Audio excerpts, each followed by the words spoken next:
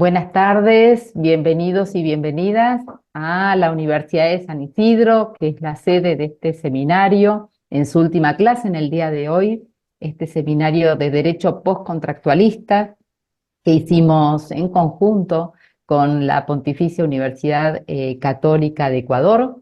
Hoy justamente una profesora de esa universidad va a estar liderando esta charla, esta conversación, este diálogo. Tatiana ya está con nosotros. También este ciclo tiene que ver con la Pontificia, con la Universidad Andina Simón Bolívar. Ya tuvimos expositores de esa universidad eh, y con dos organizaciones, el CLADE y SASJU, la Sociedad Argentina de Sociología Jurídica y el Centro de Estudios Latinoamericanos sobre Derecho y Sociedad. Así que en este consorcio de instituciones organizamos este ciclo de 6 conversaciones en torno al derecho postcontractualista y en particular dimos cabida, digamos, a las distintas opiniones en torno a los avances que acá en América Latina hemos tenido con relación a la teoría jurídica y el pluralismo jurídico. Así que sin más, voy a presentar a nuestra oradora del día de hoy. Recuerden que estas sesiones están siendo grabadas y que luego en el canal de YouTube de la Universidad de San Isidro van a poder encontrarlas. Vamos a compartir los enlaces con quienes están acá presentes y quienes tomarán esta sesión en forma asincrónica, porque estas son las grandes ventajas que la tecnología nos brinda, ¿no? Estar encontrándonos en forma sincrónica, pero también en el buenas tardes, buenas noches, buenos días, ¿no? Del momento en el que cada uno quiera escuchar estas clases. La doctora Tatiana Escobar Jaro es profesora agregada en la Pontificia Universidad Católica de Ecuador, en la Facultad de Jurisprudencia, en la carrera de Derecho y en la Facultad de Enfermería de la carrera de Terapia Física. Desempeñó la representación del Consejo Nacional para la Igualdad de las Discapacidades de Ecuador en el periodo 2021 a 2023. Y Tatiana es una activista comprometida con el ejercicio de los derechos de las personas con discapacidad. Así que bueno, ya me anticipaba que en la semana que viene, en estos días, va a estar visitando la ciudad de Buenos Aires, así que nos encontraremos ahí. Tatiana, buenas tardes, ¿cómo estás? Muchas gracias, doctora Ochoa. Muchísimas gracias a la Universidad de San Isidro porque hemos venido llevando adelante una fructífera relación. Ya tenemos el convenio que va a permitir hacer muchas más cosas por la educación de los jóvenes de ambos países, el tema de la doble titulación, de poder compartir de manera intercultural estos abordajes del derecho y principalmente este concepto de lo postcontractual, porque para los latinoamericanos este contrato social siempre nos queda debiendo. ¿Cuál contrato social? Podríamos preguntar desde algunos sectores, haciendo una lectura de clase, una lectura de género. El día de hoy yo tengo una ponencia que va a desarrollar el tema desde el punto de vista de las personas con discapacidad. Entonces, les agradezco a todos su presencia y voy a empezar a compartir pantalla. Acá está la presentación que había preparado y la voy a hacer crecer. Y ya. Entonces, la ponencia que traigo para compartir y un poco para suscitar el diálogo y la reflexión es este del paradigma postcontractual y las personas con discapacidad. Las personas con discapacidad, pues nosotros que tenemos una misma raíz jurídica, Argentina, Ecuador, eh, son un grupo de la población en que el ejercicio de derechos se ve restringido desde el punto de vista legal cuando se le declara la incapacidad. Y entonces allí vamos a tener los incapaces absolutos, y el derecho va a tener una respuesta protectiva desde los códigos civiles con la institución de guardas. Y esto, pues, a mí me parece que tiene mucho que ver con estos cuestionamientos críticos del contrato social. El doctor Del Percio, dignísimo rector de la Universidad de San Isidro, ha trabajado este tema de la fraternidad y la fraternidad que suscita conflictos, pero con las personas con discapacidad ni siquiera suscita conflictos. ¿Sí? De entrada, a la persona con discapacidad se le va a señalar más bien una incapacidad y esto pues va a afectar su personalidad jurídica y su igualdad para el ejercicio de los derechos. Entonces, estos cuestionamientos son muy fuertes para este modelo de contrato social. Em, yo he organizado un poco la presentación con estas cuatro partes. Una primera parte que voy a retomar, esta parte de la Odisea, en la relación entre Polifemo y Ulises. Estos mitos son mitos fundacionales para Occidente.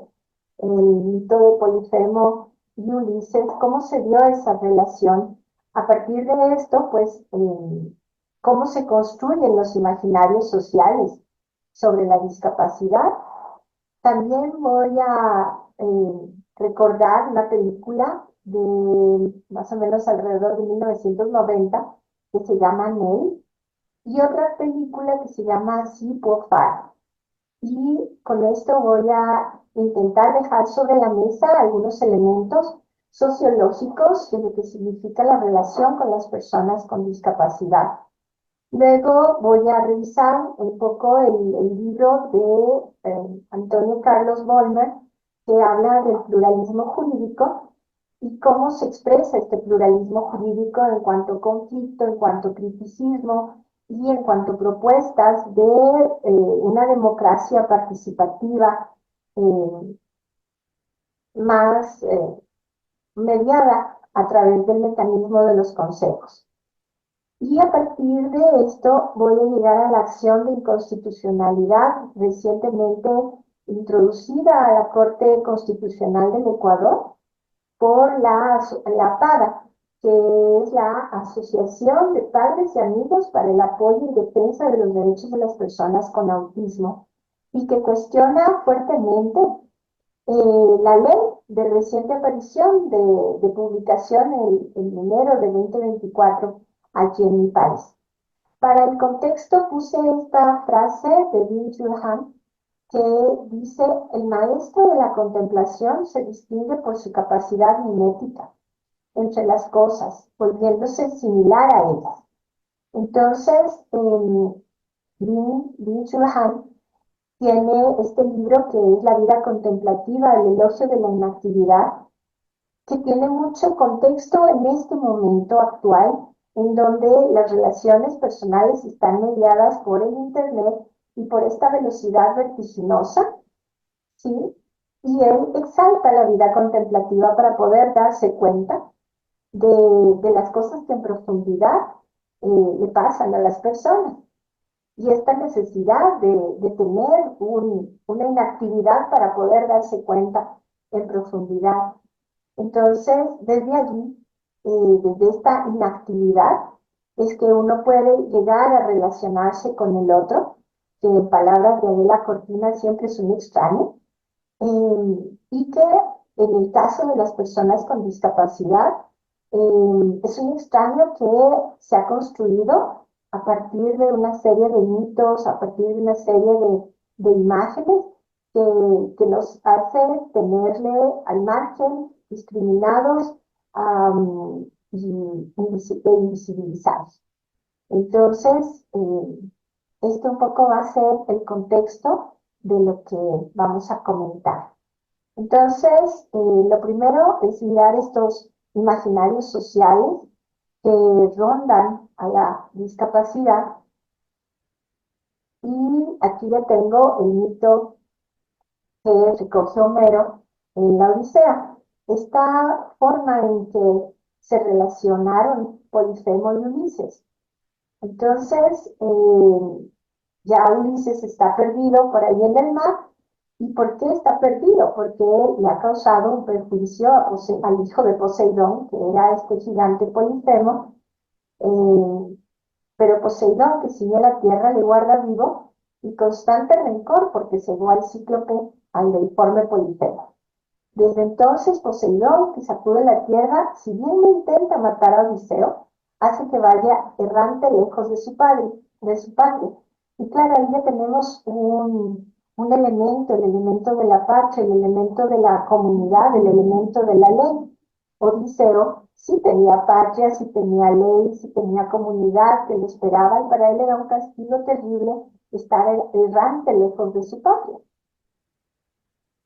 En el verso 105, entonces dice, desde allí continuamos la navegación, habla, ¿no? Ulises, y dice, desde allí continuamos la navegación con ánimo afligido, llegamos a la tierra de los cíclopes, soberbios y sin ley. Y claro, nosotros que somos abogados, allí saltamos, porque ¿quién puede ser soberbio y sin ley? Sí, entonces nos acordamos que Polifemo tenía esta deficiencia funcional, física, que solamente tenía un ojo. Entonces, esta ya nos va dando las pistas de cómo se va construyendo este imaginario social alrededor de la persona con discapacidad.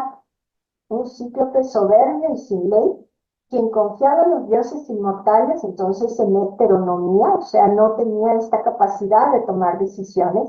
Y claro, recordemos a la cultura griega la importancia de la decisión, la importancia de la ley, la importancia de la comunidad, que esta persona, que era un cíclope soberbio, en otras traducciones incluso utiliza la palabra bruto, y sin ley, no plantan árboles ni lavan los campos, sino que todo les nace sin semilla y sin arada. Trigo, cebada y vides que producen vino de unos grandes racimos y se lo hace crecer la lluvia enviada por Zeus. Entonces, claro, se está haciendo una alusión a la heteronomía, ¿sí? Estas personas no se congregan, no tienen unos lazos comunitarios, sociales, sino no toman decisiones, sino que están librados a la voluntad de los dioses y tampoco tienen leyes. Aquí yo puse esta ánfora griega que está en el Museo del Louvre, en donde se representa este momento. Supongo que debe ser una ánfora histórica por la técnica del ocre y el negro. Y bueno, es ilustrativa de este momento, y esto lo pongo como evidencia de cómo se ha ido construyendo. Entonces, la primera idea que tenemos sobre las personas con discapacidad a partir de la Odisea es una idea de unas personas al margen de la ley, fuera de la comunidad. Esta idea, claro, no es mía, yo la recogí de una tesis que se elaboró en Francia. El director de la tesis, ahorita no me acuerdo el nombre, pero es una persona, es un profesor que viene trabajando el tema de discapacidad ya largamente, y pues señala este mito como un mito de mucha raíz para entender la relación con las personas con discapacidad. Y entonces acá viene otra idea importante. En el verso 407, ya una vez que le saca el ojo a Polifemo, Ulises, entonces Polifemo sale gritando. ¿Por qué tan enojado, oh Polifemo?, le gritan los otros cíclopes. Gritas de semejante modo en la divina noche despertándonos a todos. ¿Acaso algún hombre se lleva tus ovejas, mal de tu agrado, o por ventura te matan con engaño o con fuerza? Y entonces él les responde desde la cuerda el robusto Polifemo: oh amigos, nadie me mata con engaño, no con fuerza. Entonces, ¿por qué le responde con esta palabra nadie? Entonces Ulises, al rato que se había presentado, le había dicho que su nombre era Nadie. Y claro, ahí ya nos da otra idea, que Ulises está, al verle a Polifemo, porque tiene una discapacidad notoria que se aprecia a simple vista, Ulises entre sí mismo dice: a esta persona yo le voy a sacar provecho. Entonces le voy a decir que yo me llamo Nadie. Y cuando quiera buscar auxilio, pues va a gritar que nadie le ha causado un perjuicio, y los demás pues van a decir qué le pasa a esta persona, ¿no? Si nadie le causa un perjuicio, ¿por qué grita? Pero claro, este juego de palabras incluso en francés tiene mucho más sentido porque nadie es persona. Entonces, esta tesis que dirigió este profesor francés se llama Je suis personne, yo soy nadie. Y entonces juega con esta idea, porque en francés, personne hace alusión a la ausencia de alguien. ¿Sí? Entonces el negativo de alguien es persona y cuando il n'y a pas personne, aquí no hay nadie. Entonces, en esta expresión, Ulises ya nos da la idea de que él pensaba sacarle provecho, que se daba cuenta que era una persona que estaba fuera de la comunidad, que, que no iba a tener a quién pedirle ayuda. Todas estas cosas, claro, se fueron asentando en la imaginación, en la construcción social de lo que significa el relacionamiento con la persona con discapacidad. Y bueno, llegamos a este otro momento que me parece interesante destacar. Esta es una película que se llama Nell. En Nell, Jodie Foster interpreta a un personaje que es una mujer que tiene alguna limitación en su aparato fonador, que es una fascia.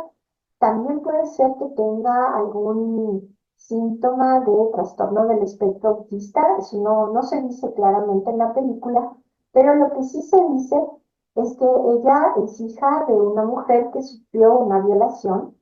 A partir de la violación, ella se fue a vivir fuera de la comunidad y tuvo un par de hijas gemelas.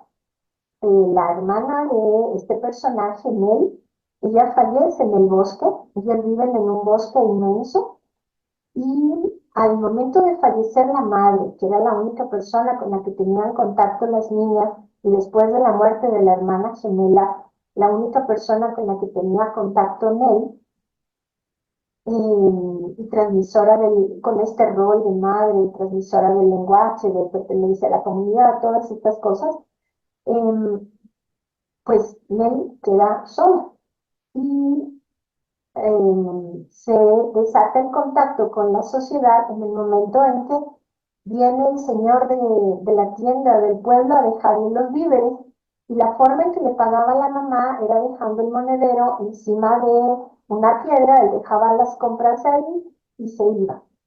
Sí, entonces ni la niña ni la madre tenían contacto con esta persona de la tienda y el señor de la tienda, cuando deja las compras ahí encima de la piedra y no ve el monedero, pues entra a ver por qué no le dejaron el monedero del pago, ¿no? Entonces, cuando entra a la casa, ya se encuentra con el cuerpo de la madre en el piso, que, con unas flores en la cara, en los ojos. Entonces, se va y da aviso en el pueblo de que hay que hacer el levantamiento del cadáver y viene con el médico y el representante de la policía a hacer el levantamiento del cadáver. El médico es interpretado por Liam Neeson y este médico pues empieza a examinar la escena, porque ve que es una casa de familia. Entonces, o no sé, parece que eso no queda claro, pero él se da la vuelta y empieza a examinar. Y cuando en una de las paredes se encuentra casi que prendida la pared al personaje que interpreta Jodie Foster. Entonces, claro, ella no había tenido contacto con personas nunca, además de su mamá. Tenía esta dificultad para la elaboración de las palabras. Puede ser que también tuviera una condición en su forma de relacionamiento, porque ella pues siente como muy fuerte los estímulos. Y este médico pues se da cuenta de que está en una situación bastante compleja de llevar adelante el relacionamiento. Entonces lo que él hace es tomar contacto con una universidad y de la universidad le mandan a una doctora para que haga una investigación con toda esta ropaje académico empieza pues la investigación de qué es lo que pasa en este lugar, porque parece que esta es la encarnación del mito del buen salvaje que no ha tenido nunca contacto con la sociedad. Entonces, viene con muchísimo interés la investigación, pero llegan a un punto en que concluyen de que la persona, Nell, tiene que ser llevada al centro de estudios para continuar con la investigación y que tienen que determinar la incapacidad, que tienen que determinar la incapacidad de acuerdo con la ley, declarándola interdicta y pudiendo someterla a la investigación porque no era capaz de expresar su consentimiento ni a favor ni en contra de lo que estaba pasando. Entonces, claro, en esta parte ya no estamos, como en el mito de Ulises, viendo que está al margen de la ley, sino que aquí es una ley que por proteger a la persona, pues le va a limitar la capacidad, va a haber un tutor, un curador, alguien que realice la guarda de esta persona, pero en la medida de que no hay forma de entender la comunicación, pues no se está contando con el consentimiento de la persona. Y esto va a ser un elemento importante que vamos a retomar luego, porque en la actualidad de lo que se habla es de un modo de recoger la preferencia de la persona. Entonces, básicamente de esto trata la película Nell. La película, su desenlace es un desenlace típicamente feliz. Entonces, Nell, en el momento más álgido del juicio, logra superar básicamente esta condición que tiene y expresa que ella es feliz viviendo en su montaña, que no se la tienen que llevar, que ella no, lo único que quiere es un poco de cariño, nada más, y con esa expresión que se le respete como ha vivido hasta ese momento. Pero entonces tiende el lazo de la palabra y desde ahí el juez decide que claro, que no la va a interdictar en aras de la ciencia. Entonces, es esto lo que quiero expresar, un momento en que la ley, con un ánimo de proteger, pero, pero pasa por encima de la preferencia de la persona hasta que la persona lo puede expresar de una manera oral que pueda ser entendida por las demás personas. Y esta es una película hermosa, se llama See por Fire. Esta película corresponde al momento de la desinstitucionalización en Italia. Todos los personajes que están allí son personas que tienen condiciones psicosociales y ellos pues están encarnando personajes que estaban que vivían en un asilo para personas con discapacidad psicosocial. Pero con la ley de desinstitucionalización, las personas que tenían familias regresaron a sus familias, pero como ellos eran un poco complejos para regresar a sus familias ya no los reconocían, pues se habían quedado institucionalizados, pero como no podían seguir institucionalizados, lo que se había inventado este auspicio era una figura jurídica de una cooperativa. Entonces todos ellos son miembros de una cooperativa, ¿sí? No sé, a ver, por ejemplo, el tercer personaje desde la izquierda, empiezo con el señor que está con la chaqueta roja, él es, bueno, no sabría yo qué patología tenía. El siguiente es un psiquiatra. El siguiente va a ser clave en el desenlace de la película porque es una persona que tiene ataques de violencia.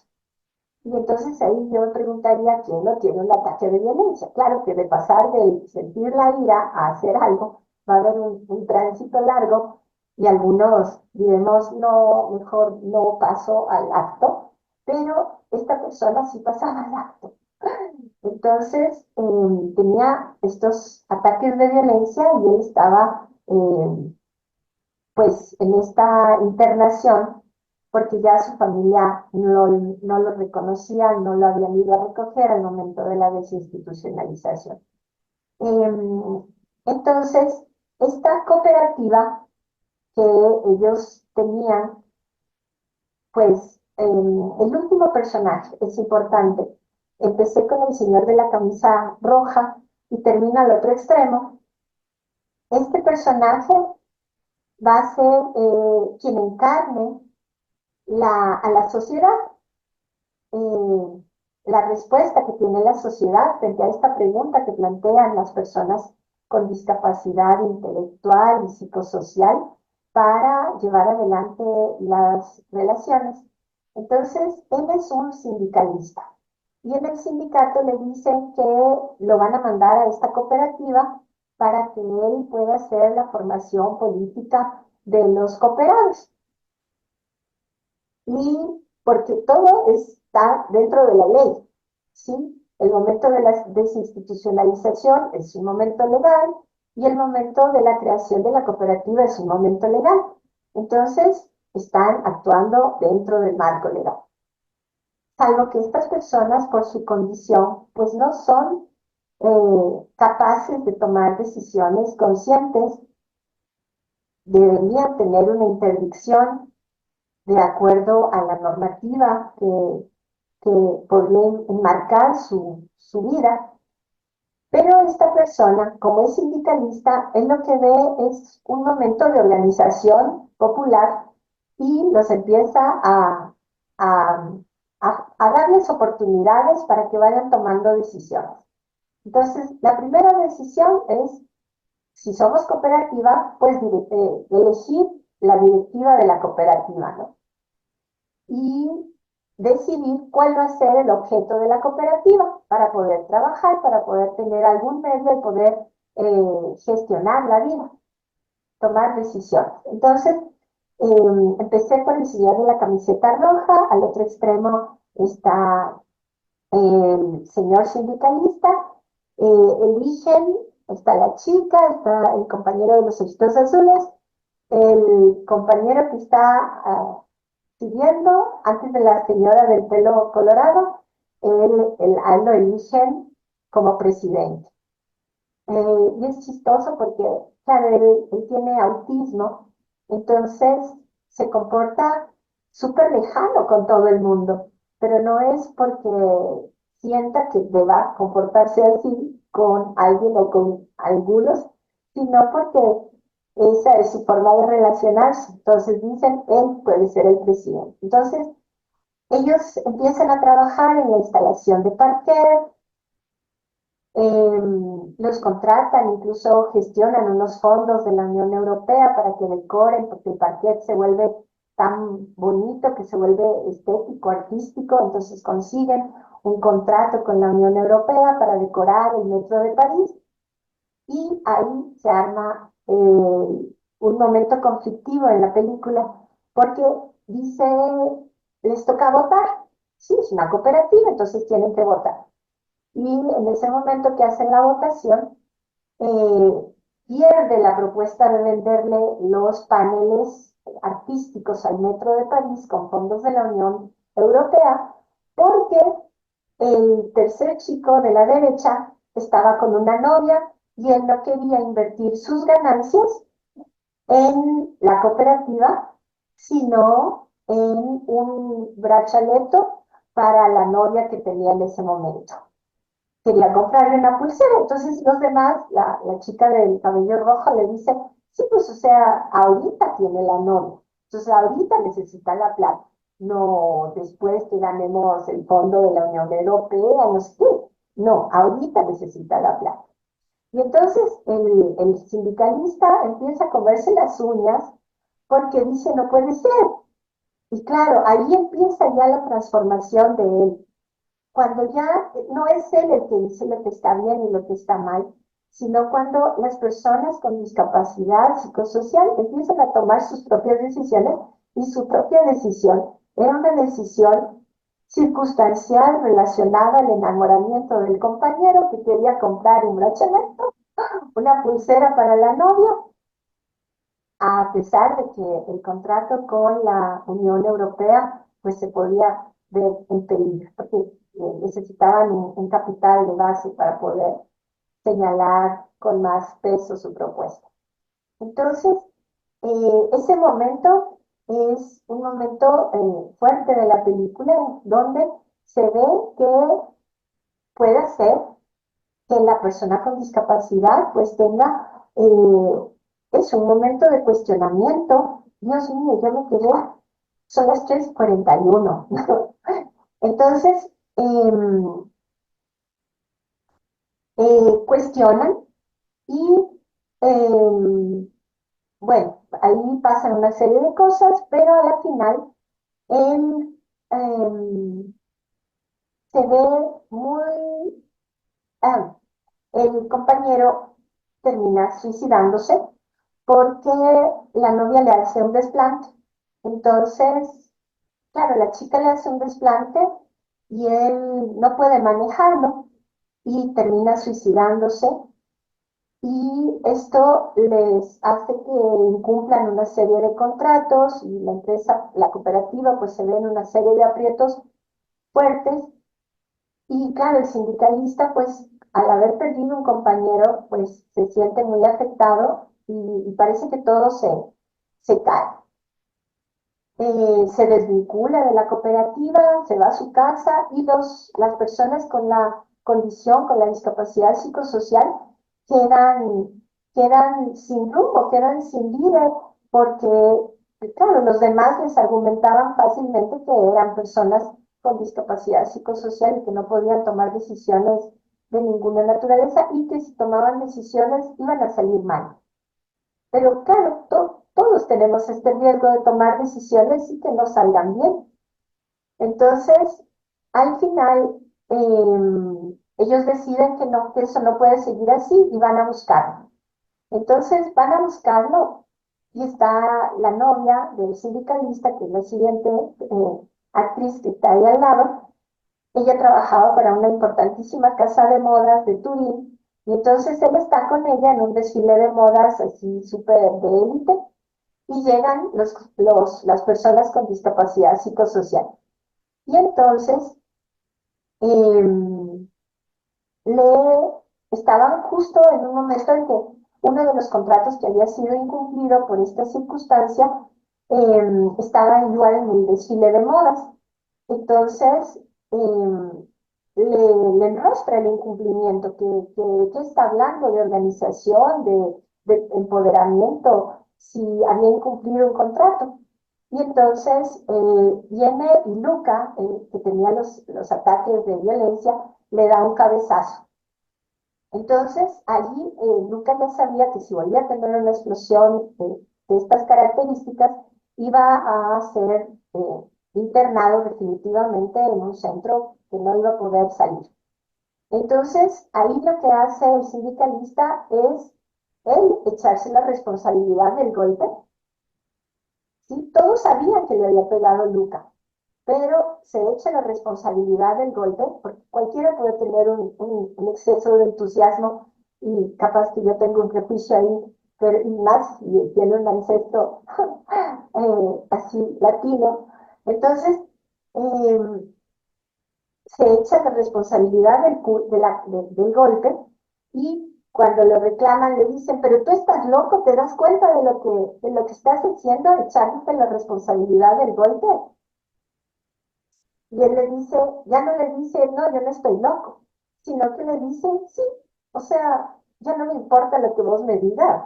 Si quieres decirme loco, me lo dices y ya.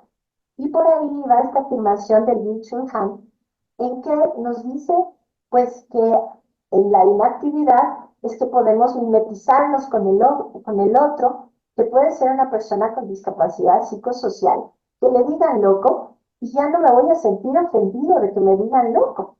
Entonces acá le tengo un poquito como más explicado esta relación con la ley. En el mito de Polifemo no había ley, en la película de Nell estaba protegida por la ley, pero no se contaba con el sujeto.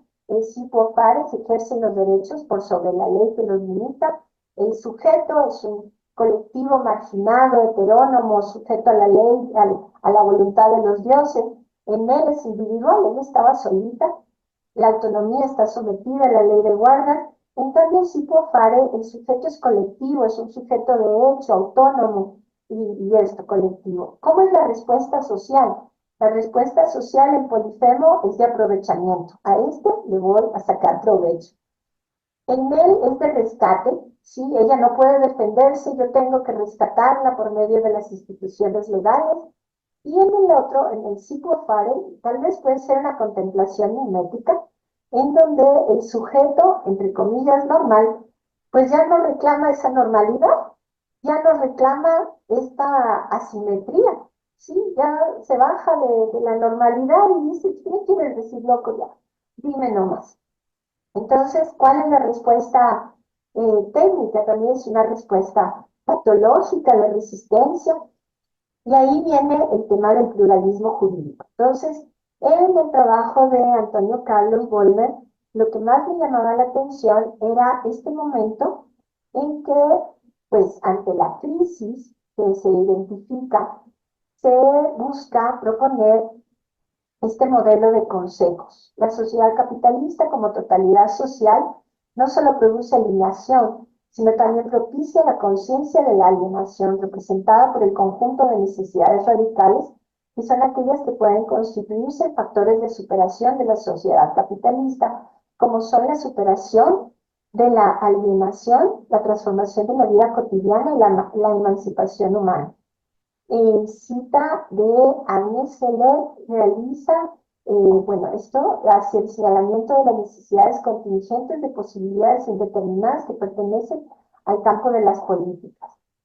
Y aquí llegamos al tema de los consejos. Entonces, nos dice Antonio Carlos Vollmer que los consejos es la forma de participación democrática directa que es más reconocida. Y esto me sirve a mí, bueno, desde otras latitudes, esta reflexión para presentar la Agenda Nacional por la Igualdad de Discapacidades, elaborada por el Consejo Nacional por la Igualdad de Discapacidades del Ecuador, en donde se encuentra, mediante la ubicación en 12 ejes, los derechos de las personas con discapacidad. Entonces, allí está el derecho a la educación, el derecho a la salud, a la recreación, al deporte, al acceso a la cultura, y todo de manera planificada, como política pública, con responsables, pero pues es una respuesta todavía desde el otro, desde el poder. Y aquí lo que pongo es la demanda de inconstitucionalidad contra la Ley de Salud Mental de este año, y que en la pretensión concreta se dice que lo que reclama es que se declare la inconstitucionalidad de la disposición reformatoria segunda de la Ley Orgánica de Salud Mental publicada en el suplemento del Registro Oficial número 471 de 5 de enero del 2024. Se disponga la Defensoría del Pueblo para que en el lapso de 6 meses realice y presente a la Asamblea Nacional la propuesta de reformas al Código Civil y al Código Orgánico General de Procesos, para que las normativas se acoplen a lo establecido en la observación general número 1 del Comité sobre los derechos de las personas con discapacidad y las observaciones finales del Comité sobre los derechos de las personas con discapacidad, sobre los informes periódicos segundo y tercero combinados del Ecuador del 21 de octubre de 2019. Se disponga a la Asamblea Nacional que en el lapso de 6 meses desde que reciban el proyecto de reformas al Código Civil y al Código Orgánico General de Procesos se debata y apruebe los cambios legislativos señalados en la sentencia, y se disponga al Consejo de la Judicatura y demás instituciones públicas que establezcan sistemas de apoyo para la toma de decisiones de las personas con discapacidad que permitan la toma de decisiones individualizadas, para la cual deberán capacitar al personal y difundir al público sobre estos sistemas. Y aquí tengo el texto de la observación del Comité de la Convención, que establece el sistema de salvaguardias.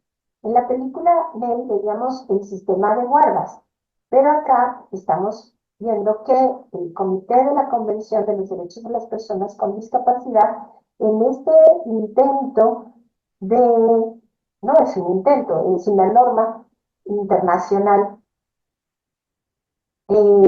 busca que los estados partes, en este párrafo se exige a los estados partes que creen salvaguardias adecuadas y efectivas para el ejercicio de la capacidad jurídica. El objetivo principal de esas salvaguardias debe ser garantizar el respeto de los derechos, la voluntad y las preferencias de la persona.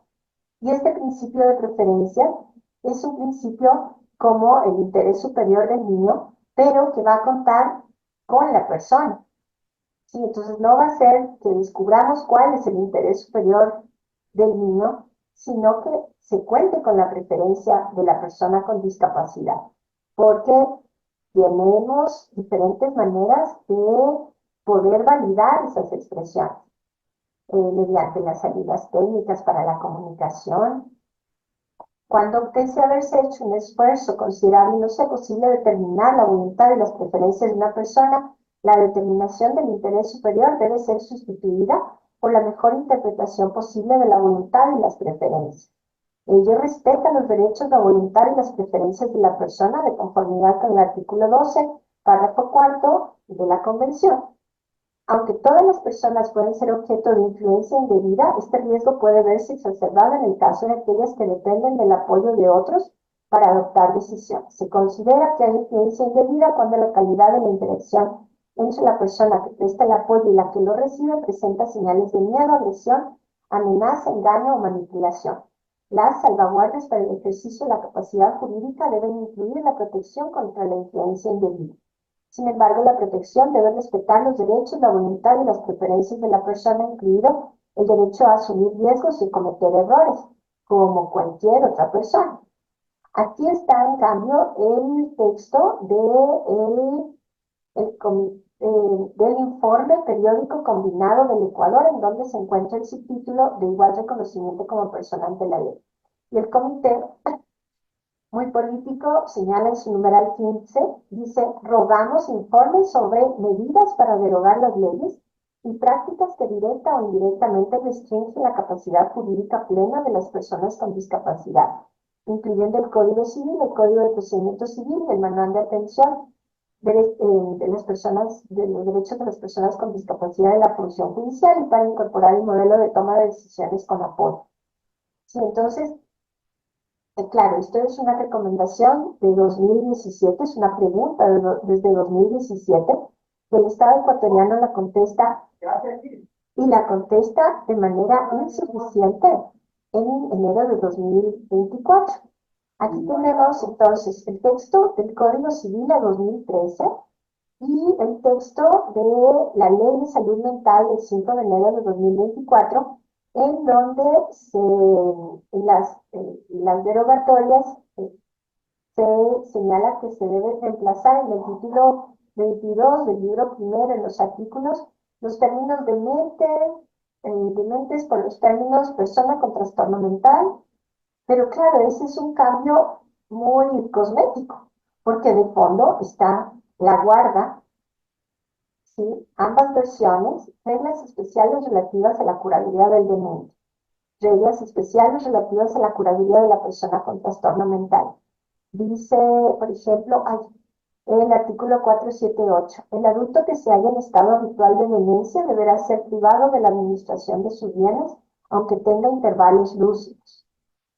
Aquí, en el 479, cuando el niño o persona con trastorno mental haya llegado a la pubertad, podrá el padre o la madre seguir cuidando de su persona y bienes hasta la mayor edad, llegada a la cual deberá precisamente provocar el juicio de interdicción.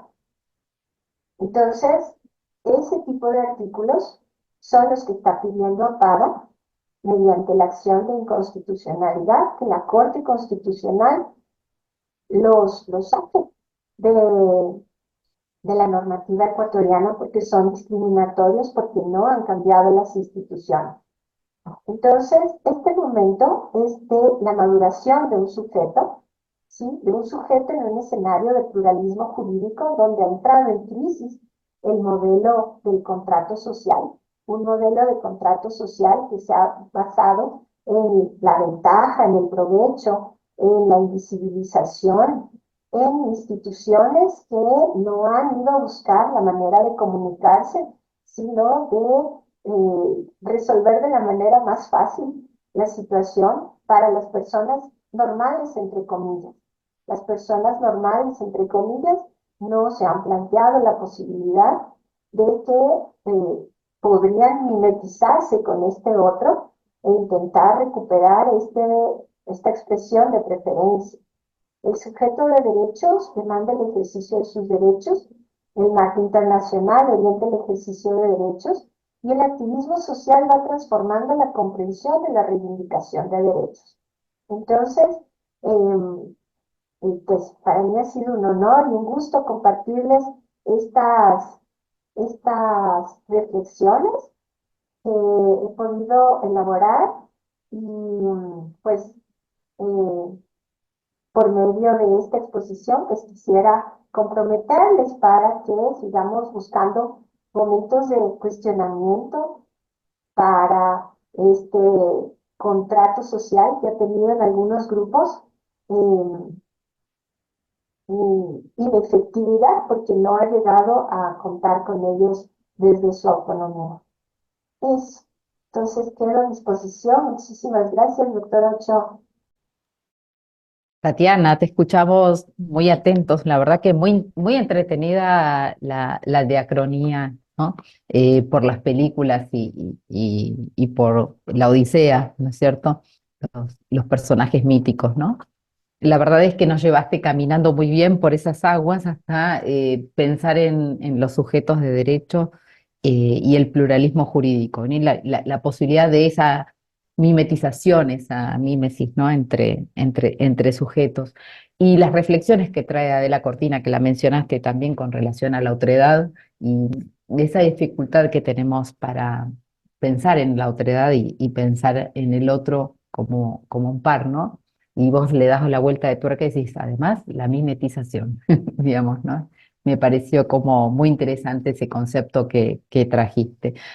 Por lo que nos contabas, la nueva ley en Ecuador es de carácter regresiva, o sea, no es progresiva en términos de ampliación de derechos y reconocimiento de autonomía, sino que es totalmente regresiva por lo que vos comentabas. Sí, doctora, es cosmético el cambio, o sea, es solamente cambiar unos términos y incluso estos términos del trastorno mental son menos técnicos porque no están considerados dentro del manual de calificación. Aquí en Ecuador tenemos un borrador de manual de calificación, tenemos un manual de calificación de la discapacidad que es vigente, que está cotejado en concordancia con diferentes instrumentos técnicos a nivel mundial. Y esto del trastorno mental no es un término técnico, sino más bien ahondar en este prejuicio, en esta discriminación, y no va al fondo, no va al fondo, definitivamente no va al fondo de la institución, de la discapacidad, de la incapacidad, de la interdicción, de la autonomía de la persona con discapacidad. Preocupante. Totalmente preocupante. Bueno, la verdad es que en general solemos hacer esta cuestión del chat, ahí no veo más consultas y en el chat con relación a la presentación. De todas maneras, recuerden que esta presentación queda subida en el canal de YouTube de la universidad y va a ser compartida con todas las personas que se inscribieron como participantes de este ciclo. Si te parece, Tatiana, entonces despedimos a nuestra audiencia el día de hoy, agradeciendo por supuesto la participación tuya, especialmente trayendo el tema de las personas con discapacidad al mundo y a la conversación sobre el pluralismo jurídico. Me pareció muy atinado ese pasaje por esta temática que es tu tema de investigación. Bueno, agradecemos a las universidades hermanas a la Universidad Andina Simón Bolívar, a la Pontificia Universidad Católica de Ecuador, donde está Tatiana ejerciendo su rol de profesora, a la Universidad de San Isidro, que está alojando esta propuesta, y también acá dicen saludos desde Longchamps, qué bueno. Y también a la Asociación, a la Sociedad Argentina de Sociología Jurídica y al CLADE, al Centro Latinoamericano de Estudios sobre Derecho y Sociedad, el acompañamiento para esta propuesta y a las docentes que han trabajado arduo en estas presentaciones, en estas clases de este ciclo. Y nos volvemos a encontrar pronto, seguramente en alguna otra propuesta atractiva como esta. Gracias, Tatiana, gracias a todos y a todas las que estuvieron presentes. Acá dice Andrea Castro, muy buena exposición. Gracias, Andrea, nos vemos.